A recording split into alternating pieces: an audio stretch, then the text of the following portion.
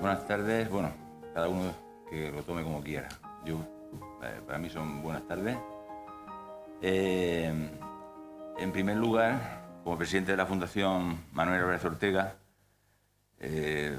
quiero dar las gracias por el apoyo que de una forma o de otra hemos tenido a lo largo de estas jornadas que se iniciaron el día 7 por la tarde, el día 7 por la mañana, con una apertura y encuentro de las jornadas, y una especie de encuentro con los alumnos que iban a estar en las jornadas y un poco para dar a conocer el programa y un poco marcar las pautas de estas jornadas. Y luego 2 sesiones del día 7 por la mañana y el día 8 por la tarde. Perdón, el día 7 por la tarde y el día 8 por la mañana, esta mañana. Ha sido una jornada en la universidad con 6 ponencias, y aunque el acto de esta tarde está dentro de esas jornadas, pues se ha visto oportuno que sea fuera un poco del programa, distanciándolo más que nada por darle un aire de cierre y de clausura de esas jornadas, y más con la persona que nos acompaña, que es Andrés Sánchez Rovira, como todos ustedes saben, que para nosotros es un placer y un honor el que esté entre nosotros. Creo que por parte de la Fundación, como ya dije el primer día, era importante este acto, la serie de actos que hemos tenido estos días, y por supuesto el acto de hoy, que es el acto de cierre y de clausura, porque era marcar el inicio de lo que la Fundación Manuel Álvarez Ortega puede hacer y tiene que hacer, que es difundir y apoyar la obra de Manuel. Con lo cual, como hemos dicho esta mañana, en la conclusión después de las ponencias que también se han dicho ahí en la universidad, en el aula magna de la universidad, en un momento al final hemos dicho, bueno, hay que abrir las cajas. Las cajas significa abrir el legado de la biblioteca, los papeles, en fin, todo lo que hay que ya se va a depositar, como ya dijimos el otro día, fue la noticia que se dio el otro día al iniciar esta jornada, de que ya sí que podemos decir que la Fundación se va a quedar en la ciudad de Córdoba. Puede pasar ya está. Los papeles, todo lo que es la biblioteca, el archivo y la obra pictórica, que son 400 cuadros, ya está preparado en Madrid para hacer el traslado a lo largo de este mes. Entonces ya en su momento, como dije el otro día, ya se irá diciendo, se irá dando noticias, y será, porque ahora mismo pues, se puede decir, pero bueno, no, hay que darle forma a eso.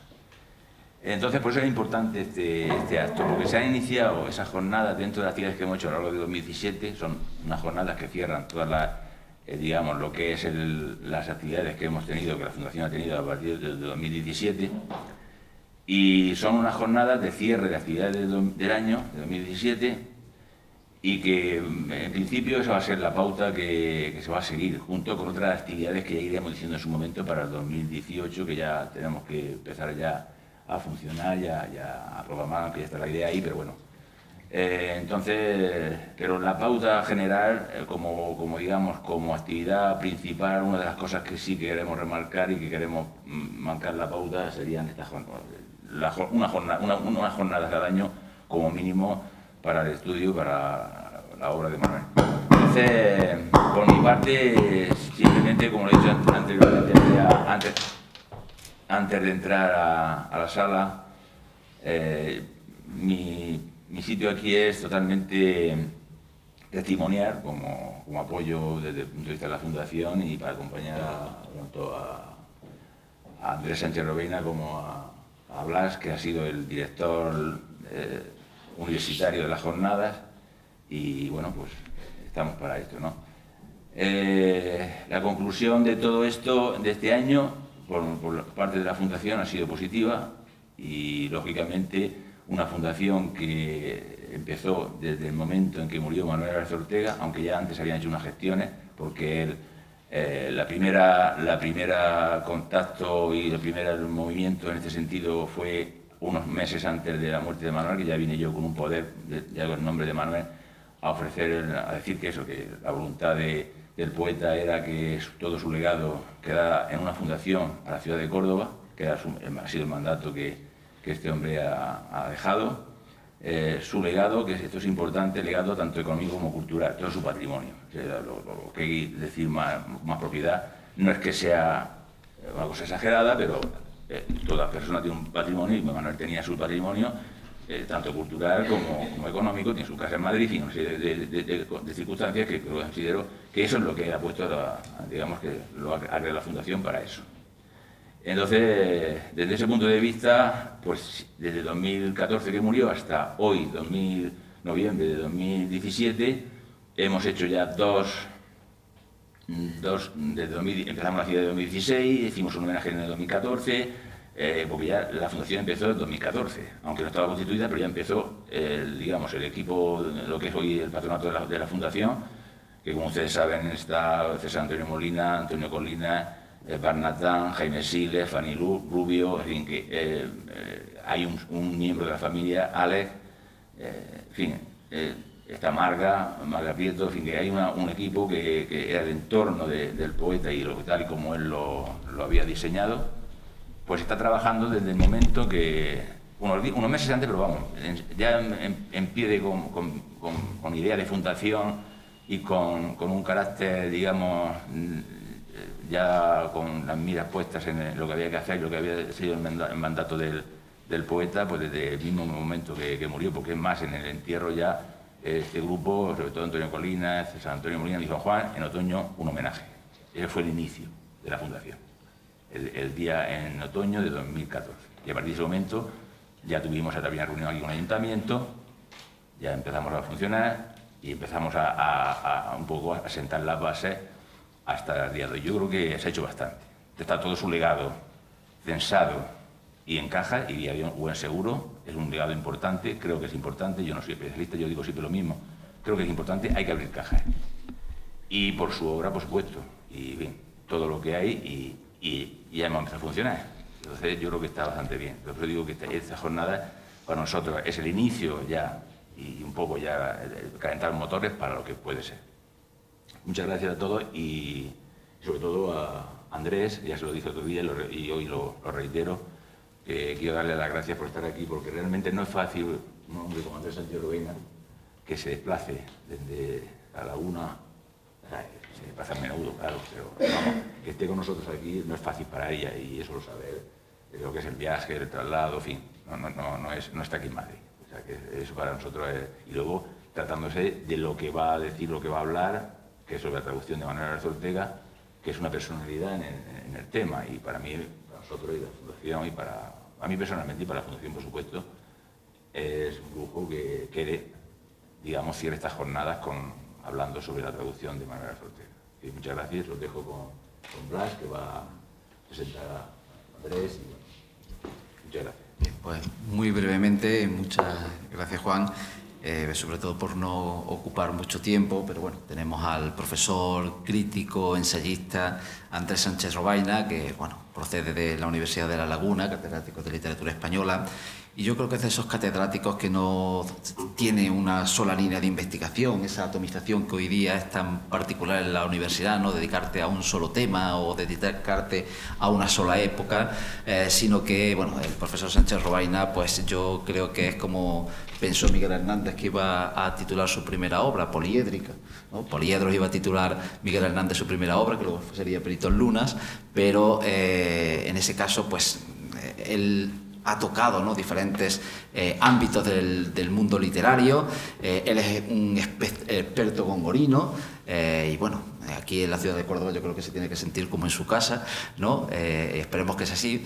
Junto a Góngora pues tiene, digamos, otro ojito derecho, que es el tema de José Ángel Valente, donde está haciendo una labor tremenda, ¿no?, recuperando parte de los escritos, de la poesía, de la poética, y ahora las entrevistas de José Ángel Valente, que bueno, también es un autor importante, de Góngora Valente, pero no contento con eso, pues también, ¿no?, nos viene dulcificando en el ámbito literario con muchísimas antologías, no solo ya de su tierra, que yo creo que también eso es importante, aunque desde el punto de vista literario no nos lo reconocen y parece que si investigamos sobre lo nuestro no estamos investigando en profundidad y dicen que eso es demasiado localista, pero él, como amante de su tierra canaria, pues es autor de varias antologías sobre poetas canarios, pero también de antologías sobre diferentes etapas de la literatura. Y bueno, pues la última etapa o el último poliedro, ¿no?, la última cara que quería destacar es su labor como traductor. En este sentido, pues bueno, tiene varias traducciones, él traduce del catalán, y el hecho de que tenga esas traducciones, ¿no?, de diferentes idiomas, pues es lo que le llevó a Juan, ¿no?, a pensar en él para que nos acompañe esta tarde aquí y que nos hable pues de una labor fundamental de Álvaro Ortega, como es la labor de traducción, de traductor. Bueno, él esta mañana decía que había descubierto nuevas cosas, ¿no?, de cuándo empezó a traducir y tal, que creo que será pues importante, ¿no?, para ir viendo esa trayectoria de traducción de Álvaro Ortega. Y bueno, yo en nombre de la universidad, por supuesto, que le doy la bienvenida, decirle que está en su casa para lo que quiera y que estoy deseando escuchar su conferencia y que nos ilustre sobre esas traducciones de Álvaro Ortega, que bueno, todo el mundo destaca, ¿no?, que fueron pues vanguardistas en su época y que abrió una veta no solo ya para dar a conocer a los poetas franceses en España, sino también, ¿no?, que fue, pues lo puso en un lugar destacado dentro de la Francia y de la poesía francesa. Muchas gracias, Andrés. Muy bien. Muy buenas tardes a todos. Buenas tardes. Ahora se oye. Vamos a ver. Para mí es gratísimo siempre volver a Córdoba. Siempre que vengo, o casi siempre, ha sido con motivo o materia gongorina, ¿no? Y además estuve vinculado durante unos años al grupo Paso, que tenía también una sede en esta universidad. Y ya digo que siempre me resulta, en fin, algo especialmente emotivo venir a la ciudad de Córdoba. Pero debo confesarles que yo estuve en Córdoba por motivos, digamos, por primera vez por motivos extraliterarios, porque hice aquí el servicio militar. Cosa poco memorable, tengo que decir, ¿no? Poco memorable, en Cerro Muriano, ¿no?, el CIR 5, el temible CIR 5, donde o uno se congelaba o uno ardía, ¿verdad?, como el can del cielo, ¿no?, en el poema de Góngora. Bien, dicho esto, tengo que dar mis gracias más sinceras a Juan Pastor y también a Blas Sánchez, que todo el mundo sabe que somos primos, ¿verdad?, por el nombre, ¿no? Y es la razón por la que ha hablado de manera tan elogiosa de mí, claro. O sea que, bueno, paso así pues a mi tema sin más preámbulo.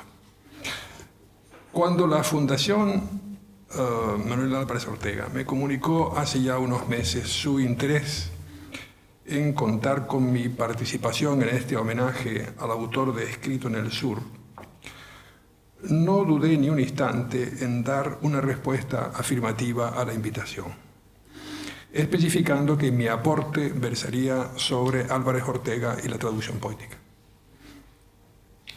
Hablaré enseguida sobre mis motivos para dar esta respuesta.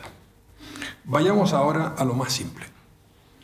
Veamos, cualquier biografía o referencia biobibliográfica de Manuel Álvarez Ortega comienza diciendo: escritor, poeta y traductor, nacido en Córdoba en 1923. Esta sencilla frase ya es para mí reveladora, sobre todo en el tercer elemento de la tríada mencionada. Que un escritor o poeta dedique una parte de su trabajo a la traducción literaria, y muy especialmente a la traducción poética, es algo que constituye ya en sí mismo una declaración de principios éticos. ¿Por qué? El poeta contemporáneo tiene una enorme responsabilidad en cuanto al sentido, la función y el destino de la palabra poética en las sociedades actuales. He de remitirme aquí a unas reflexiones mías recientes sobre el particular. Lo haré del modo más sintético que me sea posible. El poeta Pedro Salinas, como es sabido, habló ya en su día de la responsabilidad del escritor. Una responsabilidad social, cultural y política. Pues bien, es preciso ahora volver a ese espíritu de responsabilidad. Un espíritu que obedece a exigencias intelectuales y espirituales brotadas del núcleo mismo de nuestra cultura. Esa responsabilidad atañe de manera especial al poeta de nuestro tiempo, que no puede permanecer al margen de las graves amenazas que acechan al sentido y al destino de la palabra, de las palabras en el mundo de hoy. Vayamos por partes. Por un lado, en sociedades cada vez más entregadas a la comunicación fácil y a la degradación y corrupción de aquellos valores que nuestra cultura ha logrado, no siempre de manera sencilla, legar a la realidad de nuestro tiempo, y no solo a la alta cultura. Y por otro lado, ante productos literarios cada vez más marcados por la banalidad, por la publicidad engañosa y por los intereses mercantiles, un mínimo sentido de la responsabilidad intelectual exige hoy por hoy reaccionar del modo más inequívoco en la defensa de lo que ha representado y representa la creación literaria en su sentido más puro, y de manera inseparable en defensa también de lo que representa igualmente su difusión internacional. No será preciso insistir en este último aspecto. El significado actual de la literatura no puede calibrarse hoy sino en una dimensión transnacional. Y de ahí los desvelos de la literatura comparada por interpretar sus direcciones, sus movimientos y sus intercambios. Más atención, más vigilancia merece la noción misma de literatura, hoy fácilmente confundida a menudo con el mero producto industrial. La literatura en sentido fuerte, según la expresión de Roberto Calasso, la literatura difícil, para decirlo con Yves Bonfoy, corre el peligro de sucumbir ante el peso muerto de la industrialización de la cultura. El problema no reside, claro está, en la industrialización misma, sino en la interesada confusión de valores, es decir, en su envilecimiento. Es aquí donde la traducción está llamada a desempeñar un papel decisivo. Por un lado, en el plano antes aludido de la dimensión internacional de los hechos literarios. Por otro, en la necesidad de que los textos fuertes, difíciles, complejos, no queden aislados en sus lenguas respectivas. Dicho de otra manera, si es absolutamente vital que esos textos, en su paso a otras lenguas, conserven sus valores literarios, no es menos trascendental identificar los textos mismos, reconocerlos, en medio de la desvalorización casi generalizada en que está inmersa hoy nuestra cultura. La poesía, especialmente, que incluye, lato sensu, la prosa narrativa y el teatro más abiertos a la experiencia de la palabra, ha sido víctima casi atávica de esa falta de identificación, de esa invisibilidad. Tenemos pues una responsabilidad considerable ante esos textos, tanto en un sentido como en otro, es decir, tanto en su reconocimiento como en su circulación internacional y en la calidad de esa circulación. Doble tarea, así pues, doble compromiso. Ocurre por lo demás que la traducción, por ser en su esencia una apertura radical a la alteridad, es justamente lo contrario del ensimismamiento, de todo aquello que vuelve rígidas y cerradas las tradiciones literarias nacionales. No nos cansamos de repetir el reconocido dictum de Ezra Pound, según el cual una gran época, cito, una gran época literaria es tal vez siempre una gran época de traducciones. Y más grande será aún, por consiguiente, cuanto más cuidadas, esto ya lo añado yo, más rigurosas, más exigentes sean esas traducciones. Solo como provocación de dudoso gusto ha de entenderse, pues, la penosa declaración formulada en su día por el británico Philip Larkin, de que no había leído en su vida una sola línea de poesía extranjera. Se trata de un hecho que, además de ser culturalmente imposible, revela hasta qué punto ha arraigado la idea de que la poesía es por definición intraducible. La idea, por ejemplo, de que Pushkin solo tiene sentido en ruso. Desde Ezra Pound, sin embargo, sabemos precisamente que la intraducibilidad de la poesía no excluye su recreación. su reescritura. Un nuevo texto con vida propia y no menos decisivo para la perdurabilidad del original que el original mismo. Resulta evidente además que el nacionalismo lingüístico, por llamarlo así, de Philip Larkin, choca con la realidad de la poesía desde el romanticismo hasta hoy.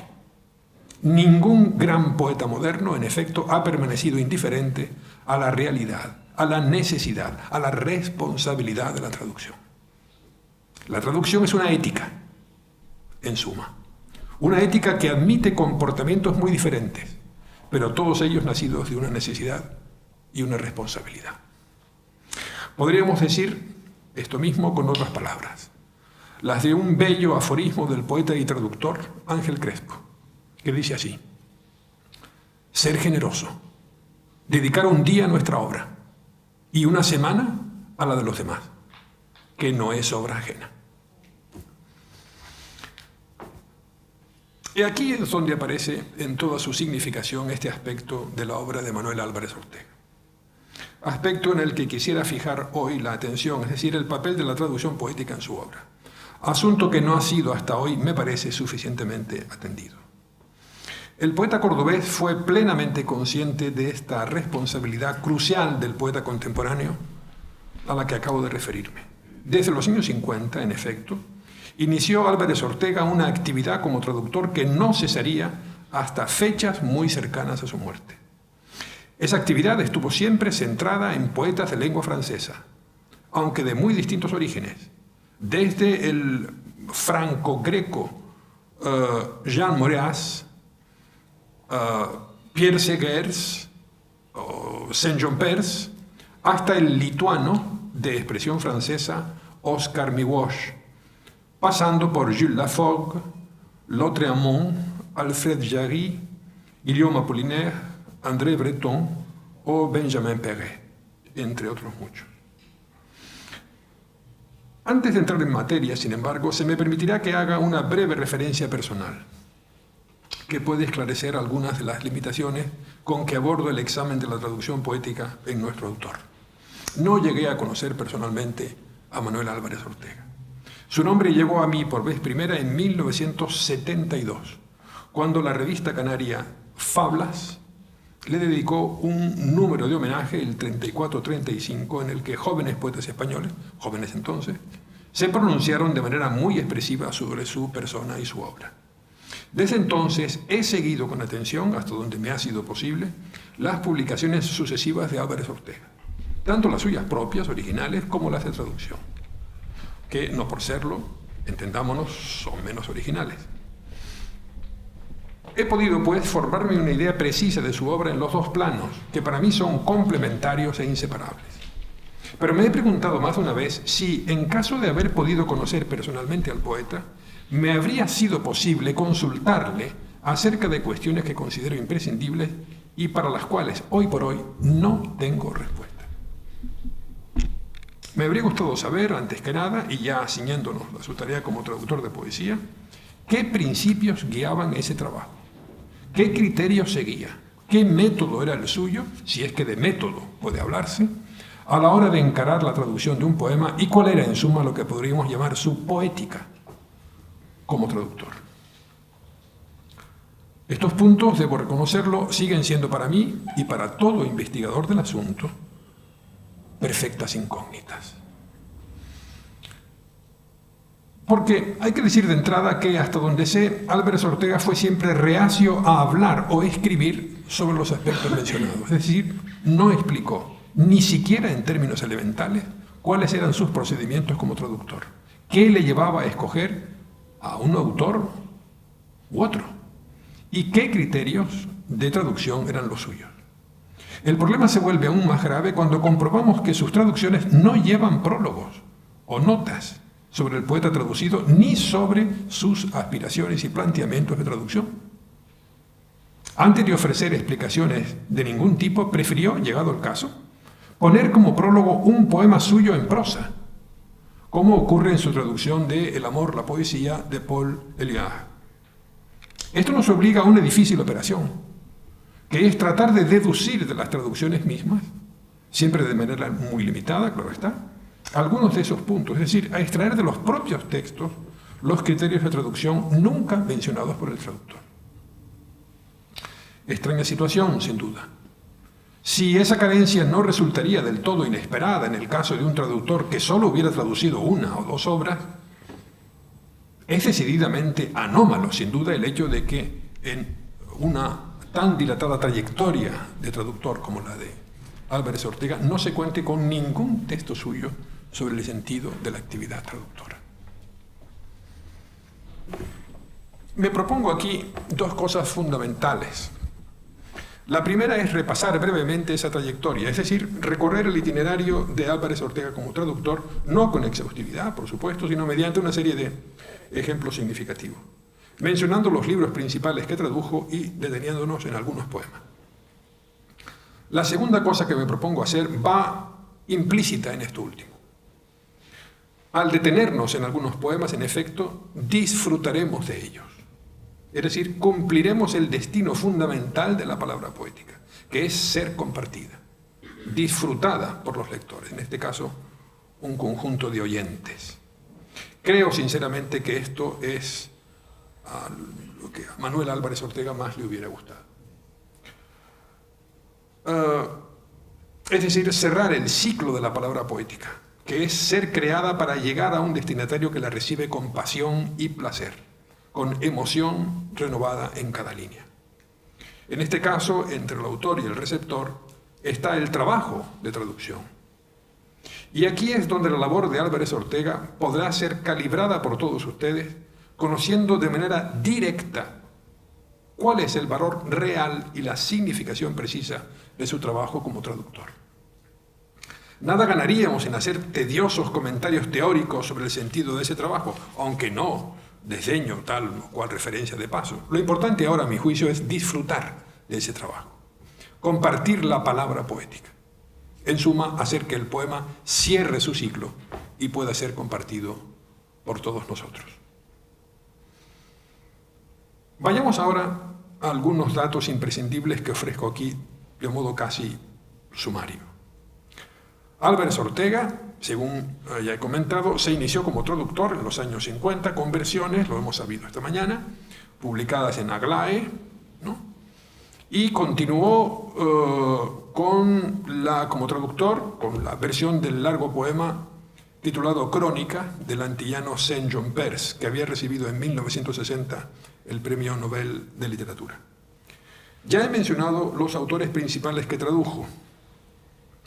Los inicios de Álvarez Ortega como traductor, si nos fijamos, no se corresponden con el comienzo de su propia obra poética, que empezó en 1948 con el libro La huella de las cosas, una selección de poemas escritos entre 1941 y 1948, y publicado aquí en Córdoba en edición de autor. El trabajo como traductor, en efecto, se hizo esperar todavía un poco. Yo conocí ese trabajo en el libro titulado Poesía belga contemporánea, del que quisiera leer un solo ejemplo, un poema del prematuramente fallecido Odilon Jean Perrier. Es un poema muy bello, que he recogido en mi libro Variaciones sobre el vaso de agua, y que versa sobre esa magia cotidiana que es un sencillo vaso de agua, su misterio y su pureza. El poema se titula Te ofrezco un vaso de agua helada. Te ofrezco un vaso de agua helada. No lo tomes con indiferencia. Es la recompensa de un pensamiento sencillo.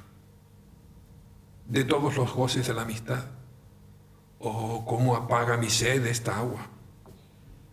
Quiero proponerte una mitad, la más leve. Mira, soy puro y estoy vacío. Como el vaso donde has bebido, que no hace de su límpido ser una virtud. Más del agua. Pero la sabia luz da a mi presente toda su recompensa, tal un poeta en el que Dios entra y queda preso. En esta antología de poesía belga contemporánea, Álvarez Ortega compartía trabajos como traductor con poetas como Gerardo Diego, José Luis Cano o José Manuel Caballero Bonal, entre otros. Si no me equivoco, es la primera antología de poesía extranjera en la que nuestro traductor participó. A esta le siguieron ya a título individual otras antologías como Poesía Francesa Contemporánea del año 67, por la que obtuvo el Premio Nacional de Traducción, reeditada en 1983, Poesía Simbolista Francesa, publicada en el 75 y reeditada en el 84, y 20 poetas franceses del siglo XX, publicada en 2001. No voy a ofrecer ejemplos de estos libros porque sería cosa de nunca acabar. Me centraré en las traducciones de autores a los que Álvarez Ortega se dedicó por extenso y que concentraron la mayor parte de sus esfuerzos. Desgraciadamente, el tiempo del que dispongo no me permite ofrecer ejemplos de todos y de cada uno de ellos, de manera que me veo obligado a hacer una estricta selección de textos. Una selección, en cambio, me parece suficiente para el doble objetivo central que aquí me propongo, que es el que les acabo de comentar: exponer el sentido del trabajo de Manuel Álvarez Ortega como traductor y disfrutar de un puñado de hermosos poemas. No puedo detenerme en los salmos del francés Patrice de la Tour-du-Pin, publicado en 1972, interesante poeta de fondo espiritualista que, si no me equivoco, Álvarez Ortega introdujo en nuestra lengua. Resulta imprescindible, en cambio, fijar nuestra atención en un poeta absolutamente central al que nuestro traductor dedicó grandes afanes. Me refiero a Guillaume Apollinaire, del que publicó una antología en 1973, reeditada en 2007. Apollinaire, bien lo sabemos, es uno de los fundadores de la poesía moderna. Álvarez Ortega fue muy consciente de ello y de ahí, me parece, su dedicación a este autor decisivo, a quien se debe la perspectiva simultaneísta tan ligada a las artes plásticas, o los caligramas tan centrales en el espíritu de la vanguardia. Uno de los poemas más célebres de Apollinaire es el titulado El puente Mirabeau, del que existen numerosas versiones en español, desde Agustí Bartra hasta Octavio Paz, y que en la versión de Álvarez Ortega dice así: El puente Mirabeau. Bajo el puente Mirabeau corre el Sena, y nuestro amor es necesario que lo recuerde. La alegría viene siempre tras la pena. Llega la noche, suena la hora, los días se van, yo me quedo. Con las manos unidas estamos cara a cara, mientras bajo el puente de nuestros brazos pasa la ola tan cansada de las eternas miradas. Llega la hora, suena la noche, los días se van, yo me quedo. El amor se aleja como esta agua que huye. El amor se aleja lento como la vida y violento como la esperanza. Llega la noche, suena la hora. Los días se van, yo me quedo. Pasan los días y pasan las semanas. Ni el tiempo que fue, ni los amores vuelven. Y bajo el puente Mirabeau corre el Sena. Llega la noche, suena la hora. Los días se van, yo me quedo. Un poema que expresa con toda nitidez el espíritu simultaneísta de Apollinaire es el titulado Otoño enfermo. Un espíritu que se refuerza en las líneas finales. Otoño enfermo. Otoño enfermo y adorado. Tú morirás cuando el huracán sople en las rosaledas, cuando la nieve caiga sobre los huertos. Pobre otoño, mueres con la blancura y la riqueza de la nieve y de los frutos maduros. En el fondo del cielo, unos gavilanes vuelan sobre las sencillas ninfas de breves cabellos verdes que nunca han amado. En los lejanos confines braman los ciervos, y cuando amo, oh estación, amo tus rumores, los frutos que caen y nadie los recoge, el viento y el bosque que lloran, todas sus lágrimas en otoño, hoja a hoja, las hojas pisadas, un tren que pasa, la vida se desliza. Gran poeta del amor, Apollinaire escribió una larga serie de versos dedicados a su amada Lu. como estos bajo el título de Sombra de mi amor. Yo te adoro, mi luz, y por mí todo te adora. Los caballos que veo resoplar en las inmediaciones, la pompa de los monumentos latinos que me contemplan, los vigorosos artilleros que a su cuartel regresan, el sol que desciende lentamente por delante de mí, los infantes de azul pálido que parten para el frente piensan en ti, pues, oh mi cabellera de fuego, tú eres la antorcha que ilumina y caldea mi mundo, tú eres mi fuerza. En el cielo las nubes configuran tu imagen, el maestral a su paso se lleva mis palabras y así percibes el sentido, pues hacia ti vuelan. Todo el día nuestras miradas van de los Alpes al Gard, del Gard a la Marine, y cuando el día cae, cuando el sueño nos apresa, cada uno en nuestro lecho, nuestros sueños nos unen, objetos en el mismo bolsillo, y vivimos confundidos en el mismo sueño perdido. Mis sueños se te parecen. Las ramas inquietas son tus ojos que se estremecen, y así por todas partes te veo tan hermosa, tan tierna. Los clavos de mis botas brillan como tus ojos, la vulva de las yeguas es rosa como la tuya, y nuestras armas engrasadas, como cuando tú me amas, oh dulzura de mi vida, como cuando tú me amas. El invierno es dulce, el cielo es azul. Restablécelo, restablécelo. Tú, mi querida licencia, mi consigna, mi facción.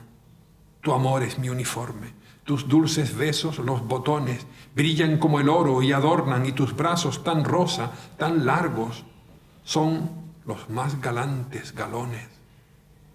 Un señor cerca de mí se toma un blanco helado. Yo pienso en el sabor de tu carne y pienso en tus caderas. A la izquierda una joven señora rubia lee su periódico. Yo pienso en tus cartas. ¿Dónde están para mí todas las noticias del mundo? Pasan unos marineros, el mar muere a tus pies. Miro tu fotografía, tú eres el universo entero. Enciendo una cerilla y veo tu cabellera. Tú eres para mí la vida, en tanto ella subsista. Eres el porvenir y mi eternidad. Tú el único amor y la única belleza. Podríamos citar otros poemas de Apollinaire traducidos por Álvarez Ortega. Veamos otro ejemplo, el poema titulado Elegía.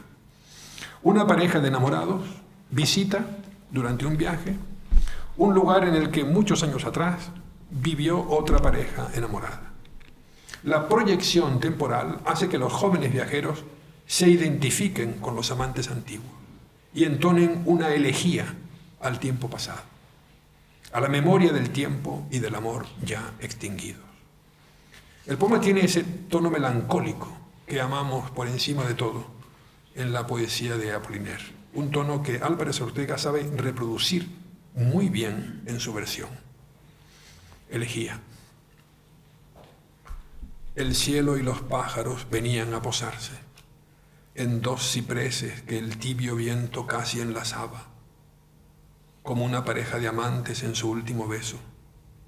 La casa cerca del Rin era muy novelesca, con sus grandes ventanas, su tejado puntiagudo, sobre el cual gritaba por instantes la veleta, al viento que preguntaba dulcemente, ¿qué tienes? Sobre la puerta se hallaba clavada una lechuza. Hablábamos bajo el viento, tras un pequeño muro, o leíamos la inscripción de una piedra puesta en aquel lugar en recuerdo de un muerto y sobre la que muy a menudo te sentabas largo tiempo, mujer. Gottfried, aprendiz de Brühl, el año 630, fue asesinado aquí. Su novia, con un profundo dolor, requiem aeternam dona ei domine. El sol al declinar cubría de púrpura la montaña y nuestro amor sangraba como los groselleros que estelaban el pálido otoño de Alemania. La noche, llorando resplandores a nuestros pies, moría y así nuestro amor se mezclaba a la muerte. A lo lejos, junto a una hoguera, cantaban unos gitanos Un tren pasaba con los ojos abiertos sobre la otra orilla. Mirábamos largo tiempo los pueblos ribereños. La reflexión sobre la muerte, o el sentimiento tanático, también aparece en este otro memorable poema, centrado en la figura de un suicida, al que el poeta hace hablar en primera persona desde su sepultura y dirigirse a todos nosotros. Dice así la versión de Álvarez Ortega, el poema de Apollinaire, El suicida. 3 grandes lirios. 3 grandes lirios sobre mi tumba sin cruz.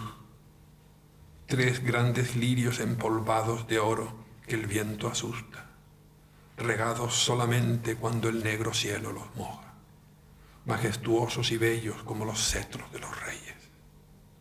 Uno surge de mi herida, y cuando un rayo de luz lo toca, se yergue sangrante, pues es el lirio de los horrores. 3 grandes lirios. 3 grandes lirios sobre mi tumba sin cruz. 3 grandes lirios empolvados de oro que el viento asusta. Otro sale de mi corazón, que sufre sobre el lecho en donde lo roen los gusanos. Otro sale de mi boca, sobre mi tumba apartada se yerguen los 3, solos, completamente solos y malditos como yo deseo. 3 grandes lirios, 3 grandes lirios sobre mi tumba sin cruz. La muerte está presente también en este otro poema de Apollinaire, en el que el poeta habla de su amigo pintor Henri Rousseau, llamado El Aduanero, que pintó su retrato, como es sabido, un retrato que pronto se convirtió en un emblema de la revolucionaria pintura del 900, que tuvo precisamente en Apollinaire a uno de sus principales animadores. La traducción de Álvarez Ortega es muy certera y ajustada. Inscripción para la tumba del pintor Henri Rousseau, Aduanero. Gentil Rousseau, tú nos oyes. Te saludamos. Delaunay, su mujer, el señor Queval y yo. Deja pasar libremente nuestros equipajes a la puerta del cielo. Te llevaremos pinceles, tubos de colores, lienzos, para que tus sagrados ocios en la luz azul los consagres a pintar lo mismo que cuando hiciste mi retrato de cara a las estrellas. Y aquí se diría un Apollinaire en estado puro. No le faltó a Manuel Álvarez Ortega lo que podríamos llamar el sentido de la osadía estética. Me refiero a que se atrevió a traducir a autores extremadamente complejos y difíciles. Uno de ellos es el poeta simbolista francés Victor Ségolène, prematuramente desaparecido a los 41 años, cuyo libro Estelas tradujo y publicó en 1974. Ségolène, médico naval, se instaló en Pekín con su familia en 1910. Allí estudió chino, se empapó de la cultura del país y publicó en 1912 un libro extremadamente raro y bello titulado Estelas. Se trata de poemas breves, escritos en versículos, prosas cortas y duras, las llama el autor, en los que el poeta imita, según afirma él mismo, los monumentos en formas de piezas de piedra que, cito, erigida verticalmente con una inscripción, pueden verse por toda China en los bordes de las rutas, en los patios de los templos, delante de las tumbas, destacando un hecho, una voluntad o una presencia. Los poemas vienen acompañados por ideogramas chinos, ¿no? Ségolène ponía un ideograma en cada poema, y constituyen todo un epítome de cultura simbolista de raíz metafísica y filosófica. Leeré solo 2 ejemplos. El primero, titulado Visión piadosa, alude al rito sacrificial en el que un hombre se abre las entrañas y que en Occidente conocemos sobre todo por los guerreros samuráis del Japón. El poema es al mismo tiempo inquietante y sobrecogedor. Se llama Visión piadosa. Un largo versículo. El pueblo dice haber visto con sus ojos sin número, aquí mismo, al gran lama, henchido de santidad, que tomando su cuchillo, de un solo tajo se abrió desde el ombligo al corazón. Después exhibió sus entrañas, las devanó, deshizo los nudos, mientras daba respuestas claras sobre las fortunas y los destinos. Después cogió las ágiles serpientes húmedas y, soplando sobre sus manos, dando un grito de cerdo, se frotó el vientre de nuevo desnudo, abierto, que las gentes enseguida veneraron. El pueblo lo vio, con sus ojos indiscutibles. Nosotros, sin más examen, lo hemos hecho grabar. El grabador no fue testigo. La piedra no es responsable. Nosotros tampoco respondemos. El segundo poema que quisiera leerles, también de ese galán, no es menos inquietante. El poeta cede su voz a un emperador que habla desde su propia muerte y desde su vida de ultratumba. El poema nos impresiona por la gravedad de su tono y por la inusitada belleza de su simbología. Se llama Edicto funerario y dice así: yo, el emperador, dispongo mi sepultura. Esta montaña hospitalaria, el campo que ella circunda, es afortunado. El viento y el agua por las venas de la tierra y las llanuras del viento son aquí propicios.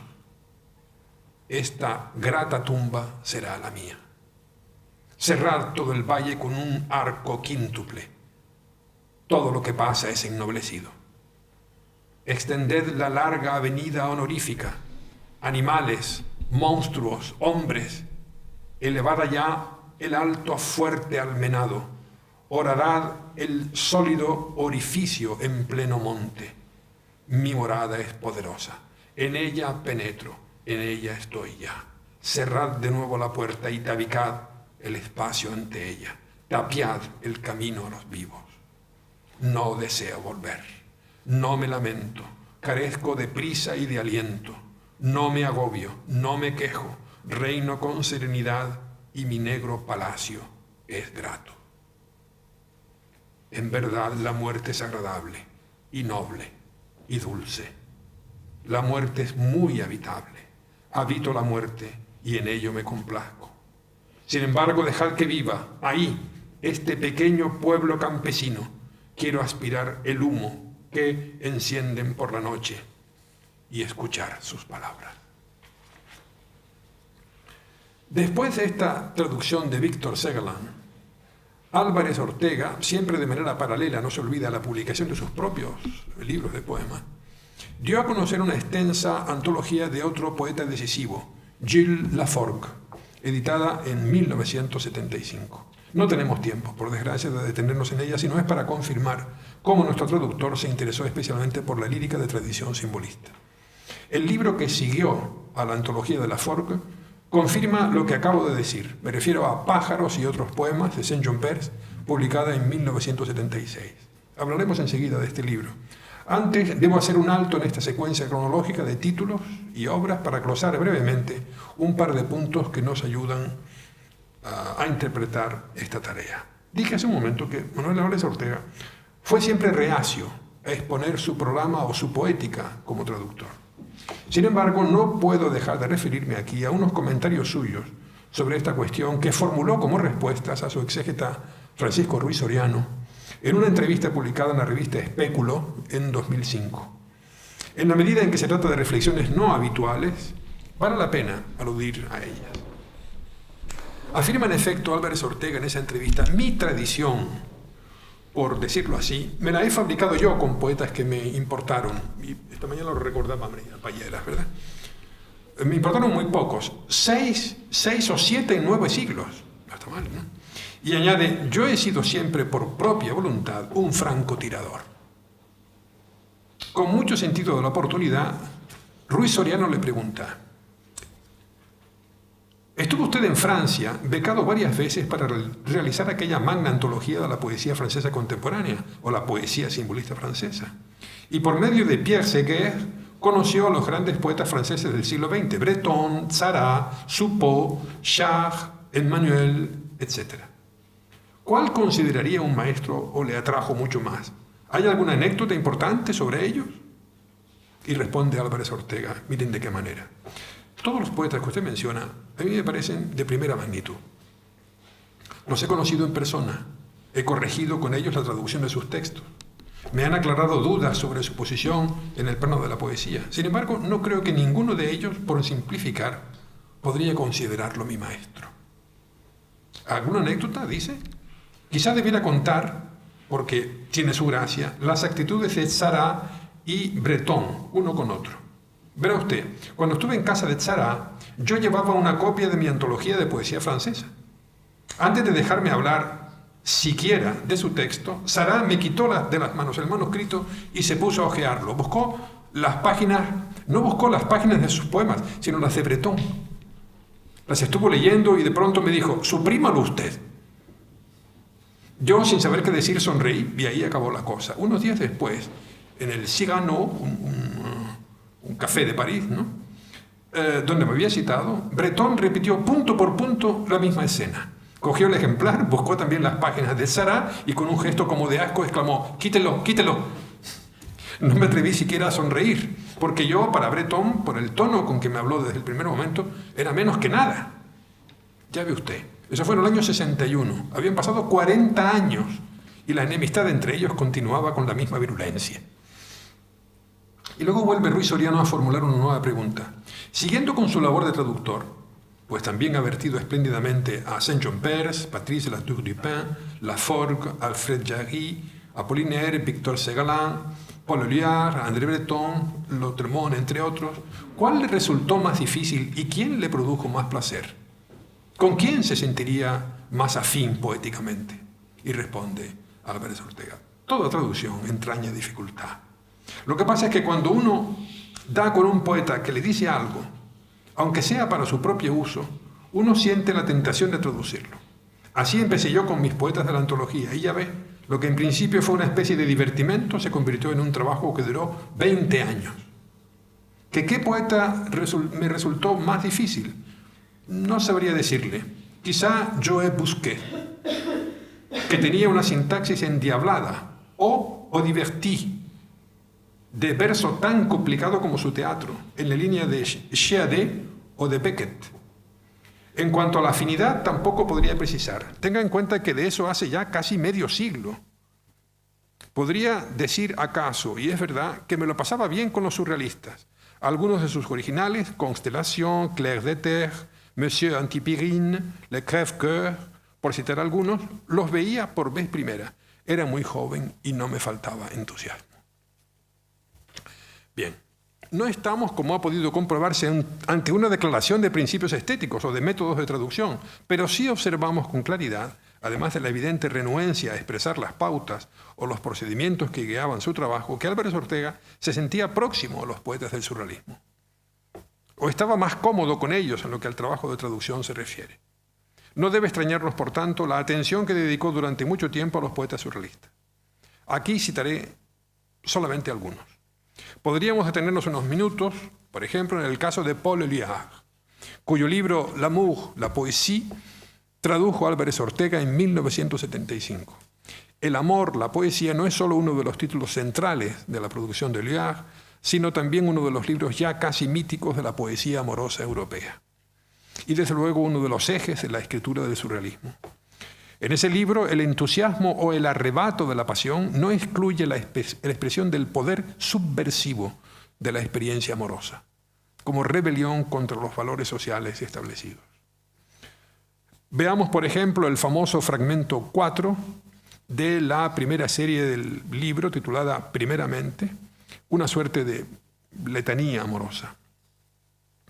Te lo he dicho por las nubes, te lo he dicho para el amor del árbol del mar, para cada ola, para los pájaros entre las hojas, para los guijarros del ruido, para las manos familiares, para la mirada que se hace rostro o paisaje, y a quien el sueño devuelve el cielo de su color, para la noche entera bebida, para la verja de los caminos, para la ventana abierta, para una frente descubierta, te lo he dicho para tus pensamientos, para tus palabras.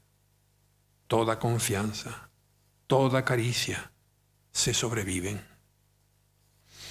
No menos célebre es el fragmento 7, cuyo primer verso se ha convertido en uno de los grandes emblemas de la poética surrealista. La tierra es azul como una naranja. No es ningún error. Las palabras no mienten. Nos obligan a cantar. Y en vez de oírse unos besos, unos insensatos amores, su boca de alianza tiene todos los secretos, todas las sonrisas, y tan indulgentes vestidos que se le creería del todo desnuda. Las avispas florecen de verde. El alba se coloca en torno al cuello un collar de ventanas y unas alas envuelven a las hojas. Tú tienes toda la alegría solar, todo el sol de la tierra sobre los caminos de tu belleza. Igualmente celebrado es el fragmento número 17, un micropoema que da toda la medida de Paul Éluard como poeta amoroso. Son 2 versos nada más. Y dicen así en la traducción, en la bella traducción de Álvarez Ortega: con una sola caricia te hago brillar en todo tu esplendor. En 1976 publicaba Álvarez Ortega su traducción de Pájaros y otros poemas del poeta antillano en lengua francesa Saint-Jean Perse. El libro fue reeditado en 1996. Este volumen es en realidad una peculiar antología del poeta de Guadalupe, una antología que no se presenta como tal, pero que tiene todas las características de una selección correspondiente a los gustos personales del traductor. No será necesario extenderse ahora acerca de la personalidad y la obra de Perse, que como es sabido obtuvo el Premio Nobel en 1960, cito, por el alto vuelo y la riqueza imaginativa de su creación poética que ofrece un reflejo visionario de la hora presente. Poeta de aliento épico, hizo del versículo su forma de expresión favorita y casi única, en la línea de Paul Claudel, al que por cierto conoció y trató en su juventud, y que, lo mismo que el propio Perse, ejerció profesionalmente como diplomático. Veamos un fragmento del poema Elogios, publicado en 1911, una de las más bellas composiciones de Perse, en la que el poeta evoca su infancia en las Antillas y rescata para la memoria la pureza de unos días marcados por una naturaleza salvaje, las escenas familiares y el encuentro con la belleza del mundo. Leo solo unas líneas del apartado 5 del poema Elogios. Infancia, mi amor, también amé mucho la tarde. Era el instante de salir. Nuestras criadas se introducían en las corolas de sus vestidos y pegados a las persianas, bajo las pulimentadas molduras, veíamos cómo, lisas y desnudas, ellas elevaban en el extremo de los brazos el blando anillo del vestido. Nuestras madres iban a bajar perfumadas con hierbas de Madame Lally. Sus cuellos eran hermosos. Iba delante y anunciaba: mi madre es la más bella. Oía las telas almidonadas que arrastraban por las habitaciones un suave ruido de trueno. Y la casa, salíamos. El anciano me habría envidiado un par de matracas y hacer ruido con las manos como una liana de guisantes. Parecida atmósfera de exaltación de la magia del mundo se respira en el poema Vientos, de 1946, en el que Saint-Jean Perse alude al rito de la adivinación mágica asociada a la magia misma de la palabra poética. Hay algo en común, sugiere Perse, entre el poeta y el adivino de la cultura etrusca que aspiraba a presagiar el futuro examinando las entrañas de un animal previamente sacrificado. Escribe Perse en la precisa traducción de Álvarez Ortega: palabra del viviente, el narrador asciende de las murallas entre el frescor de las ruinas y los escombros, con la cara pintada por el amor como en las fiestas del vino, y tenéis tan poco tiempo para nacer en ese instante. Antaño, el espíritu del dios se reflejaba en los hígados del águila medio abierta, como en las obras de hierro del herrero, y la divinidad por todas partes sitiaba el alba de los vivos. Adivinación por la entraña y el aliento y la palpitación del aliento, adivinación por el agua del cielo y la ordalía de los ríos. Y tales vientos fueron favorables. Yo los utilizaré, favor del dios sobre mi poema, y que nunca llegue a faltarle. Favorecido por el sueño favorable, fue la expresión elegida para exaltar la condición del sabio, y el poeta todavía encuentra recursos para su poema. reconociendo como excelente esa mántica del poema y todo lo que el hombre oye en las proximidades de la noche? ¿O acaso un hombre aproximándose a las grandes ceremonias mayores donde se inmola un caballo negro? Hablar como maestro, dice el oyente.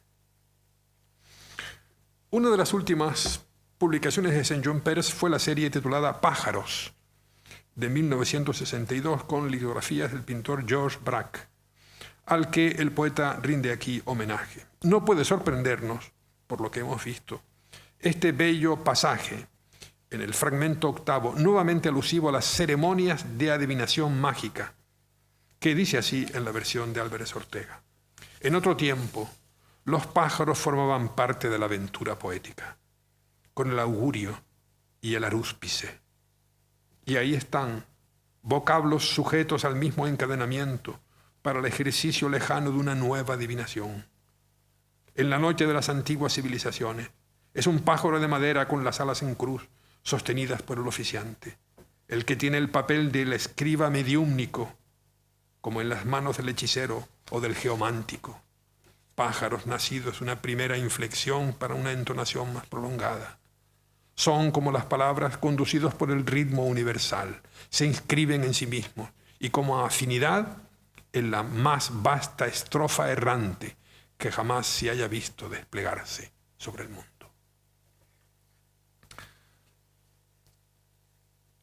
Existen motivos para pensar que Manuel Álvarez Ortega se sentía como traductor especialmente cómodo en su tarea al llevar a cabo las versiones de Saint-John Perse. Como en el caso de Víctor Segalen, el versículo, con su libertad muchas veces cercana a la prosa y su alejamiento de toda horma métrica, parece haber sido para el poeta cordobés un medio formal especialmente grato. De ahí que, a mi juicio, las versiones de Perse, como las de Segalen, se encuentren entre los mejores trabajos de Álvarez Ortega como traductor, en la medida en que las pautas formales de Perse parecen coincidir con los principios poéticos de su traductor en el plano técnico-estilístico. No hablo, claro está, de coincidencias temáticas o cosmovisionarias, sino tan solo de simpatías o de preferencias formales. Siguiendo con su gusto por los surrealistas, en 1978 publicó Álvarez Ortega 2 volúmenes que recogían una amplia muestra de la obra de André Breton. Según el fundador del surrealismo, ya había en español, algunas versiones, como las muy conocidas realizadas por el poeta hispano-mexicano Tomás Segovia. Pero Álvarez Ortega quiso ofrecer sus propias versiones, su propia lectura del autor del Amor Loco. No tenemos tiempo de leer algunos poemas, de esos poemas más conocidos, como Fata Morgana, Plena Margen, ¿no? Él la traduce en femenino, tradicionalmente se traduce como pleno margen, pero él lo puso en plena margen. O la Oda a Charles Fourier, otro poema maravilloso, que figuran en las composiciones o entre las composiciones más relevantes de Breton. De manera que debemos contentarnos ahora con 2 poemas breves, unos versos que de todas formas ofrecen nítidamente la temperatura lírica de un poeta extraordinariamente significativo en la poesía del siglo XX. Veamos, por ejemplo, el poema titulado Más que sospechoso, un poema muy breve. Los robles son atacados de una grave enfermedad. Se secan después de haberse dejado escapar. Entre la luz de Purín al sol poniente, todo un tropel de cabezas de generales. He aquí los fundamentos de la poética surrealista en estado puro: la imagen libre, el extrañamiento de la sensación, el automatismo psíquico. Esos fundamentos aparecen también y con idéntica intensidad en este otro poema breve de Breton, que tiene, se diría, cierta dimensión o influencia cinematográfica. Se llama Interior y dice así: una mesa servida con el mayor lujo, desmesuradamente larga, me separa de la mujer de mi vida, a la que veo mal, entre la estrella de vasos de todos los tamaños que la mantienen caída hacia atrás, descotada como por un golpe de viento. Un poeta no menos característico del surrealismo, quiero decir, un poeta igualmente representativo de su ética y de su estética, es el francés Benjamin Péret, cuyo libro El Gran Juego tradujo Álvarez Ortega en 1978. La radicalidad de los procedimientos técnicos, verso libre, asociación arbitraria de imágenes irracionalidad, ruptura de toda lógica discursiva, se hallan presentes también en este poeta, unos procedimientos que observamos también en este poema, titulado Las bellezas del cielo y de la tierra. Un gran señor de cabellos alados quería ser músico, pero estaba solo en el valle, con 3 acordeones. El primer acordeón acababa de pudrirse. En la simplicidad de su alma hubiera querido ser caballo, pero tenía una lámpara que alumbraba. El segundo acordeón temblaba, como una casa al paso de su hermana. Se trataba de una gran ciudad que engañaba a sus habitantes con su alcalde, necio como un sacaclavos. El tercer acordeón habría devorado la tierra y los pájaros si le hubiera dado la gana. Pero era un sabio a la manera de las ortigas y se contentaba con envidiar a los animales inmóviles. Pero me diréis, ¿y el señor que quería ser músico? Había tenido tiempo de morir y ratos de ocio para fumar. Y era esa humareda que subía de la tierra hacia las nubes, o sea, una tromba a estribor. A estas versiones de Benjamin Péguy siguieron traducciones de Alfred Jarry y la obra completa de Lautréamont, del que también Álvarez Ortega quiso dar su propia lectura, a pesar de las ya casi numerosas que circulaban en lengua española, así como diversos libros, sinfonías, salmos, cántico del conocimiento, del poeta lituano de expresión francesa, Oscar Miłosz, por cierto, pariente, ¿no?, del premio Nobel Miłosz, ¿no?, a quien cité aquí al comienzo y cuya antología poética, publicada por Devenir en 2008, se halla entre las últimas traducciones poéticas editadas por Álvarez Ortega. Hora es ya de recapitular todo lo visto hasta aquí y de proponer algunas conclusiones. La obra de Álvarez Ortega como traductor, diré en primer lugar, tiene la suficiente entidad de importancia en sí misma como para ser considerada y estudiada de manera autónoma, es decir, sin paradoja posible, como una parte de su obra creadora. Dicho de otra manera, si el conjunto de las traducciones poéticas realizadas por Álvarez Ortega tienen en sí mismas, en efecto, una significación exenta o independiente, me parece imprescindible examinarlas como parte de su obra de creación. Como creación o transcreación, en efecto, ha sido interpretado el trabajo del traductor que recrea el texto de origen y lo hace renacer en su propia lengua, transformado y al mismo tiempo renovado o renacido.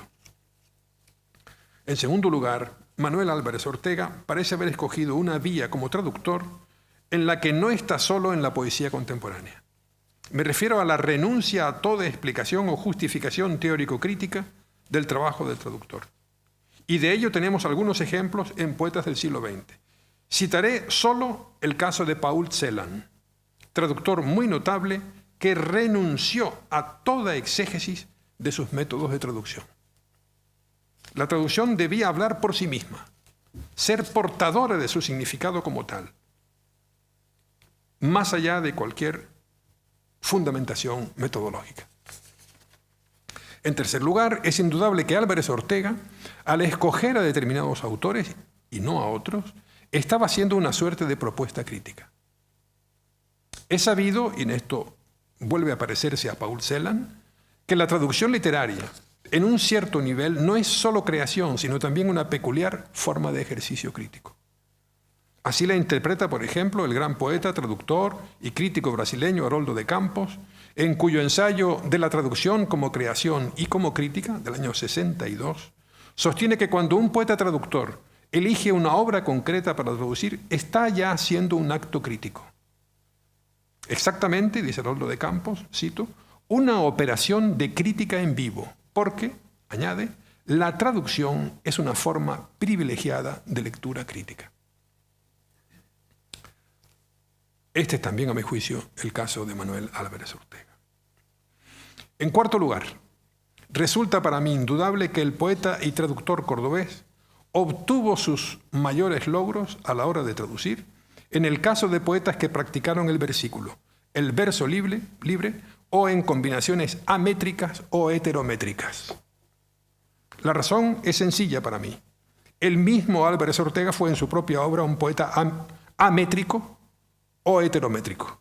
Es decir, optó siempre en el plano formal por la mayor libertad expresiva, alejada de cualquier sujeción al mester de sílabas contadas. Hay plena coherencia, a mi juicio, entre esos dos planos de la obra del autor, la original y la traducida, y de ahí mi interpretación de esa obra como un todo, como una gran unidad poética. En quinto y último lugar, por todo lo visto, me parece evidente que Manuel Álvarez Ortega mostró en todo momento como traductor su clara preferencia por una línea interna de la tradición poética moderna, aquella que arranca en el romanticismo y tiene dos puntos de referencias centrales en el simbolismo y el surrealismo, ambos, como sabemos, herederos de la gran revolución romántica. Si nos fijamos, todos los poetas que tradujo se inscriben en esa línea precisa de la moderna tradición lírica, desde Laforgue y Lautréamont hasta Breton y Péguet, pasando por Apollinaire, Ségolène o Saint-John Perse. Como corolario de todos estos aspectos, solo me queda por decir que se conservan, según mis noticias, no pocas traducciones inéditas realizadas por Manuel Álvarez Ortega. Instamos a la fundación que lleva su nombre a que publique ordenadamente esas traducciones y nos permita conocer esta tarea traductora en su integridad. Solo así podremos calibrar en su verdadera dimensión ese trabajo y hacer justicia a una personalidad literaria que fue consciente de la responsabilidad que todo poeta, por el mero hecho de serlo, adquiere ante las palabras en otra lengua, ante la circulación del hecho poético, ante la difusión de sus valores y de su sentido en el mundo de hoy. Nada más. Muchas gracias.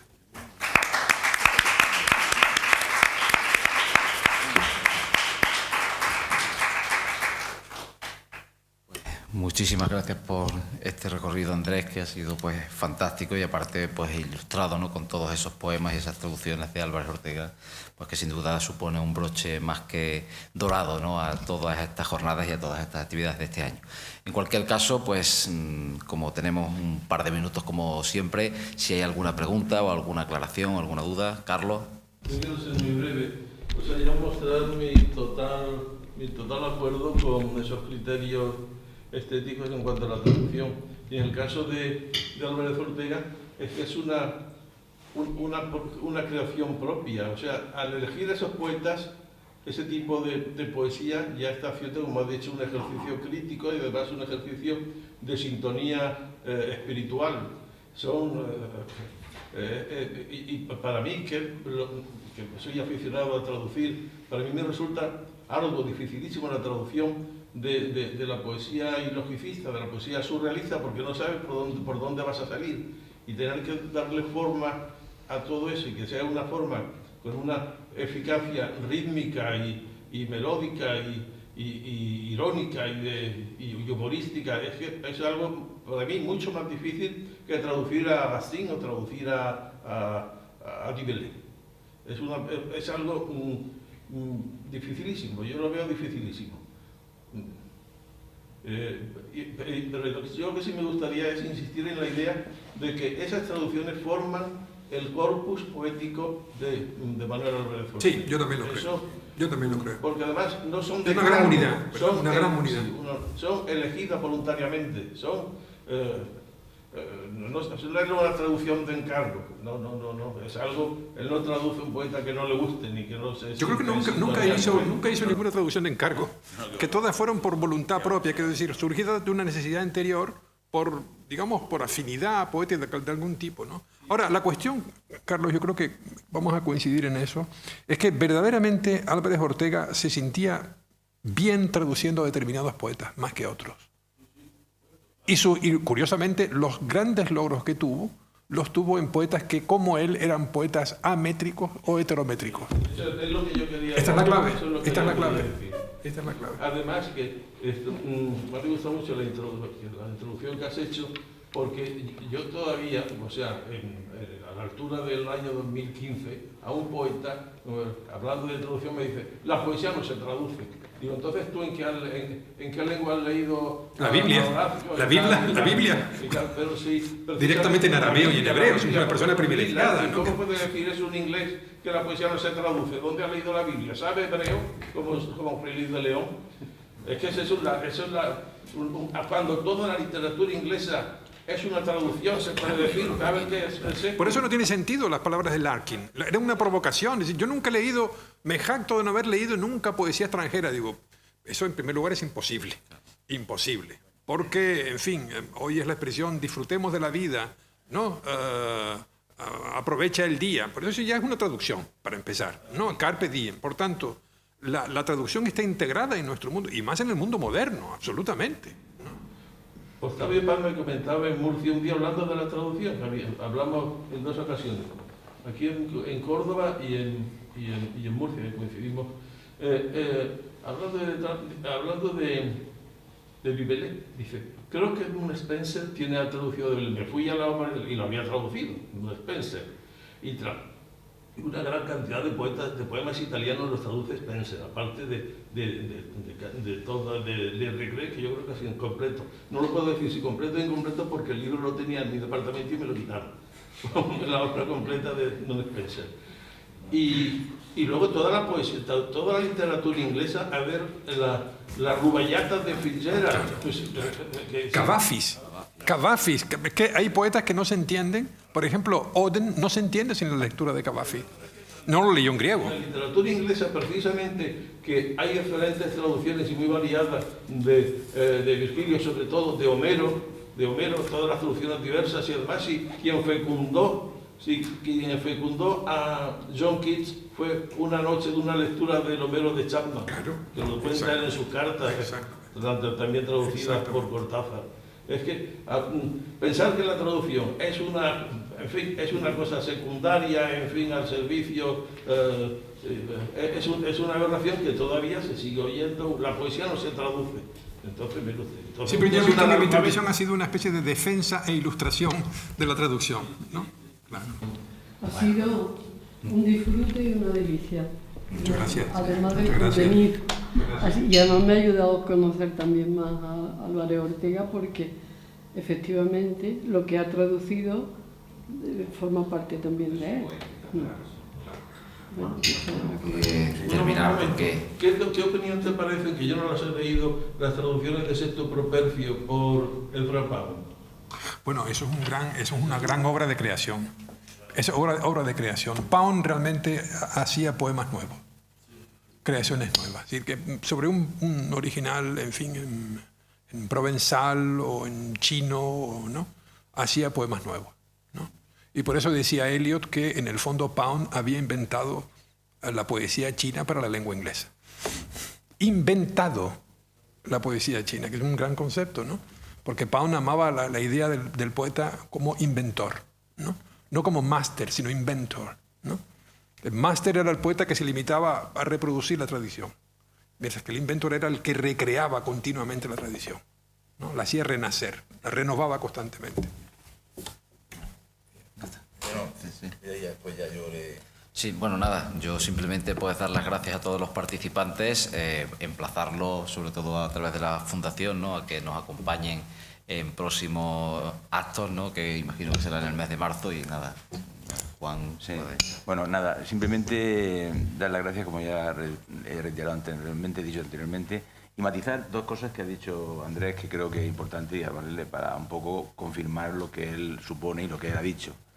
Primero, que evidentemente Álvarez Ortega, que yo sepa también, y hemos hablado mucho del tema también, no era traducciones por encargo. Él iba por libre y elegía sus propios poetas y los textos, y de hecho los años que estuvo en París se dedicó a eso, ¿no? Los conoció todos, intercambió, en fin, como ha dicho él, en su casa y tal. Y luego una de las cosas que ha comentado, esa entrevista de Ruiz Soriano, que es muy ilustradora. Solamente una anécdota, esa entrevista, que es muy extensa, aparte de lo que el apartado de la traducción también habla de la poesía española, contemporánea, en fin, hace un recorrido por la... Si no me equivoco, creo que es esa entrevista a la que ha citado. Es una entrevista que estuvo encima de las principales revistas de nuestro país durante, creo que un año, dando vueltas por varias redacciones, y ninguno, no es que no quería publicarla, es que no se atrevieron a publicarla. Y se publicó al final pues, en extranjero. Y creo que es una entrevista bastante ilustradora y creo que es un documento importante. En fin, nada más, que muchas gracias a todos, y yo quiero cerrar este acto y dejarle que Andrés Sánchez Rovira, que sea el que cierre y dé, digamos, punto final a la actividad de 2017 de la Fundación y a este ciclo de estas jornadas que hemos dedicado al poeta. En fin, yo le agradecería que cerrara como persona. Muchísimas gracias a todos por su interés y, bueno, rescatemos lo que de rescatable tiene la obra de Lola Álvarez Ortega, tanto en su poesía original como en su poesía traducida. Nada más. Nada, muchas gracias.